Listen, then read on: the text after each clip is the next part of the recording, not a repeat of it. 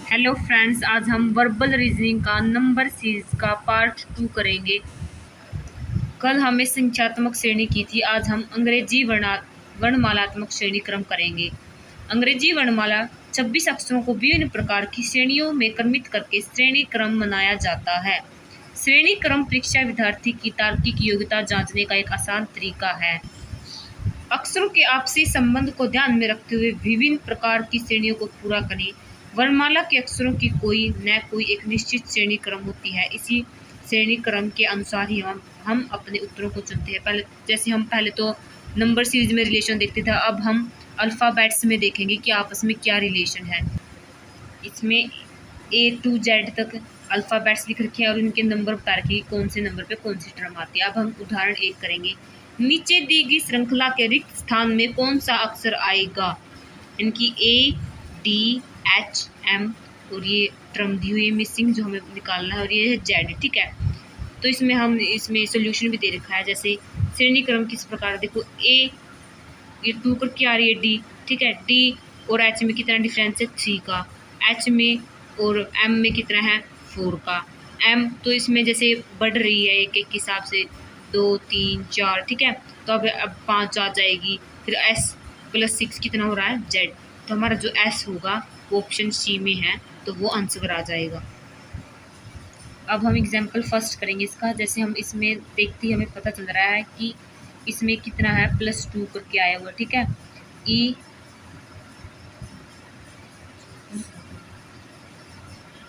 जैसे EFG ये भी +2 करके आया हुआ, ठीक है। और ये भी BC +2, GEF +2, ठीक है। अब इन इसका भी +2 करके ही कुछ आया हुआ होगा, ठीक है। तो FGHH I के बाद J को छोड़ देंगे तो K, ABCDEFG प्लस करके 2 के, L को छोड़ के फिर M, तो ये हमारा आंसर हो जाएगा इसका। अब हमारा है सेकंड एग्जाम्पल। इसमें क्या हो रहा है? CBA, इनकी अपोजिट इसका आया हुआ है ABC। ऐसे ही ABCD का DCBA बना हुआ, तो ABCDE का क्या बनेगा? EDCCBA। तो ये हमारा आंसर आ जाएगा, ठीक है। जैसे अब हमारा तीसरा क्वेश्चन है। इसमें हम देख रहे हैं कि कुछ ज़्यादा गैप क्या हो, तो ऐसे क्वेश्चन के लिए हमारे लिए आसानी हो तो सबसे पहले हम अल्फ़ाबेट्स को सारे लिख लेंगे।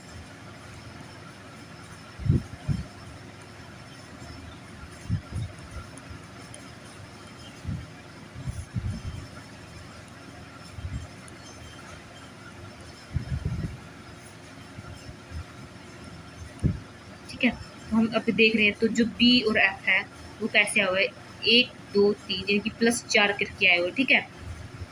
और जो F है इसमें +2 करके H आया हुआ, ठीक है।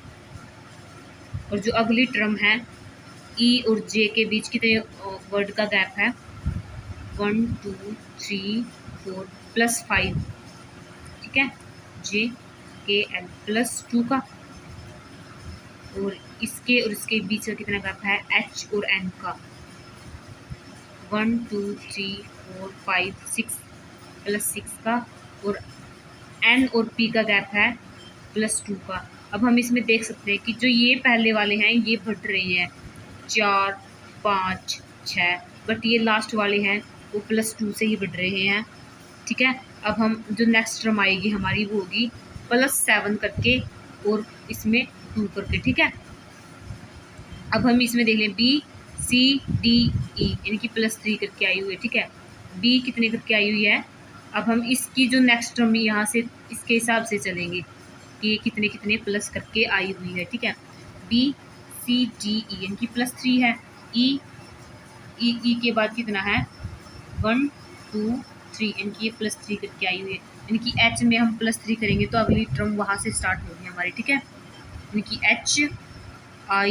HIJK यानी कि जो हमारी नेक्स्ट टर्म होगी वो K, और K में हम +7 करेंगे 1 2 3 4 5 6 7 यानी कि R, ठीक है। R +2 करेंगे, आर एस टी, जो +2 करके आई वो टी, तो नेक्स्ट टर्म होगी हमारी KRT।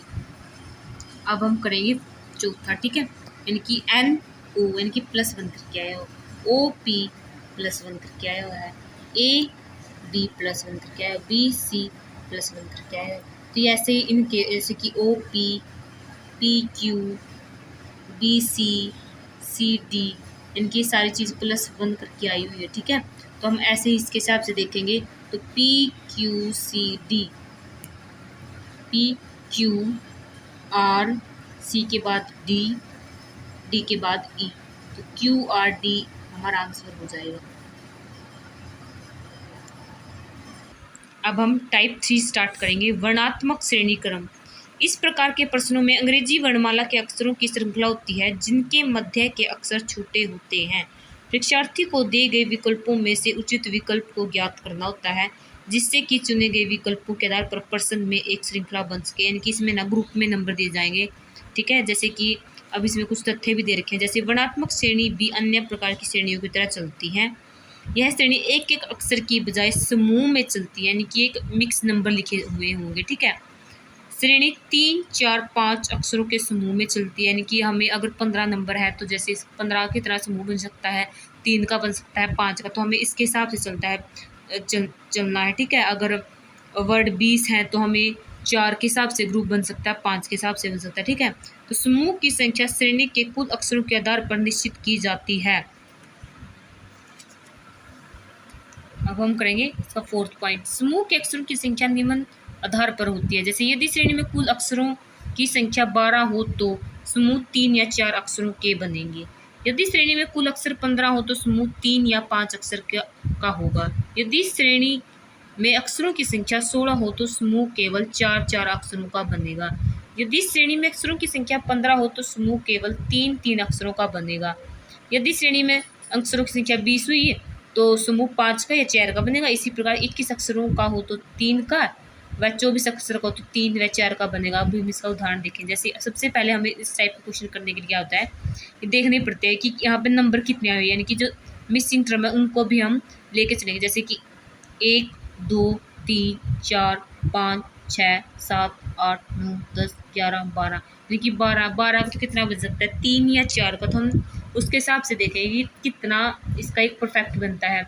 जैसे हम अगर करें AAB, AA, जैसे अगर हम करेंगे तो जैसे हम इसमें जब मान के चलो हमने BAB कर लिया, AAA, BAB, जैसे हम यहाँ पे कर लें और यहाँ पे AA, तो अगर हम ऐसे करेंगे तो हमारा उसमें आएगा BBA आएगा। तो ये हमारे ऑप्शन में नहीं है। अब हम इसको 4 से करके देखेंगे, ठीक है। अगर हम 4 का एक समूह करते हैं, जैसे एक बन जाएगा AABA, AABA, AABA, तो हमारा जो आंसर हो जाएगा वो हो जाएगा, यहाँ पे हमने A किया था A, तो यहाँ पे A आ जाएगा, AABA, AABA, AABA, AABA, तो हमारा जो आएगा वो आएगा AAB, यानी कि जो ऑप्शन C हमारा राइट हो जाएगा। अब हम वर्णात्मक श्रेणी का पहला एग्जाम्पल देखेंगे। जैसे हमने ये सबसे पहले हमने वर्ड गिनने होते हैं, जैसे 1, 2, 3, 4, 5, 6, 7, 8, 9, 10, 11, 12, 13, 14, 15, 16, 17, 18, 19, 20, 21, 22, 23, 24, यानी कि 24 का है तो इसका मतलब कितने की बन सकती है, या तो 3 की बन सकती है, 4 की बन सकती है। जैसे इसमें पता ही चल रहा है कि ट्यूब लूप कुछ बना हुआ है, यहाँ पे भी ट्यूब कुछ बनेगी, यानी कि यहाँ पे बन जाएगा LUP loop, TUP tube, LUP loop, TUP tube, LUB TUP, तो LUB, तो जहाँ पे हमने ये भरे हुए हैं तो ये हमारे ऑप्शन में होंगे, ठीक है। जैसे हमारा जो आंसर होगा वो क्या होगा, LUPUL, तो ये हमने अपने यहाँ पे P आएगा, ठीक है, क्योंकि ये पहले नंबर पे यहाँ पे P आया हुआ है, ठीक है। ये हमारा आंसर हो जाएगा। सबसे पहले हम इसमें नंबर देखेंगे कितने हैं ये, 1, 2, 3, 4, 5, 6, 7, 8, 9, 10, 11, 12, 13, 14, 15, 16, यानी कि 4 का बनेगा। तो हमें यहाँ पे पता चल रहा है कि ABBN कुछ बनेगा इन बॉक्स में, ठीक है। तो ABBN, ABBN, ABBN। तो हमारा ऑप्शन में क्या होगा, बी, ये चीज़ें होंगी हमारे ऑप्शन में, ठीक है। तो ABNBBAN, तो ये आ जाएगा इसका।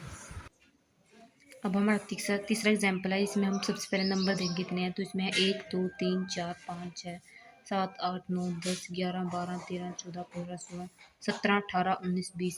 20 में तो इसमें तो 5 के हिसाब से बनेंगे या फिर 4 के हिसाब से। जैसे 4 के हिसाब से यहाँ पे जैसे बन सकता है, जैसे CBDA, यानी कि जो A से B तक है वो अपोजिट हो रही हैं। इसमें जैसे 4 का जो ग्रुप बना हुआ है, ठीक है, जिसमें ना A से D तक अपोजिट लिखे हुए नंबर, यानी कि आगे पीछे करते हैं। जैसे इसमें फिर आएगा ADBC, ठीक है, यहाँ से 4 तक का ग्रुप हो गया। तो जैसे ACBD, ABCD, DCBA, और ये तो है ही कंप्लीट CBDA। तो हमारे जो आंसर आएंगे ये चीज़ें आएंगी, इनके आंसर में वो आएगा हमारा ABBA। ये ऑप्शन में होगा तो वही हमारा करेक्ट आंसर हो जाएगा, ठीक। यहाँ पे C आएगा, ठीक है, यहाँ पे हमारा C आया हुआ है। अभी हमारा चैप्टर कंप्लीट हो गया है और अब हम दूसरा चैप्टर स्टार्ट करेंगे इसके बाद। Thanks for watching.